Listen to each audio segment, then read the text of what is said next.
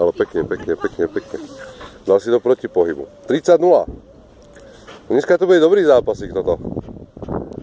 Ja som sa na toto som sa tešil niekoľko dní. Toto bude dobré. Luky, pozor. Zase. Dá ti počiare, tam sa ťažko dobieha potom.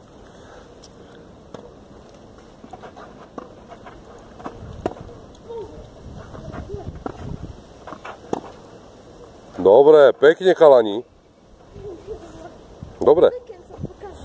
Ale tam prehadzovali ste pekne, no už teraz už bola ťažšia trošku. Tak ideme to pekne, ale zatiaľ výmeny super. Nerobíte také hlúposti, chyby po prvom údere, pekné výmeny, to je dobré.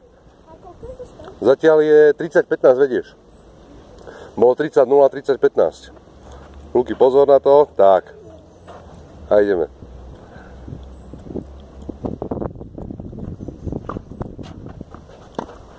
Vidíš to? A keby si bol stál Luky tu, a teraz si zober, že ti dá taký return. Proste nestihol by si ho. Toto si stihol len kvôli tomu, že si bol pri strede, presne.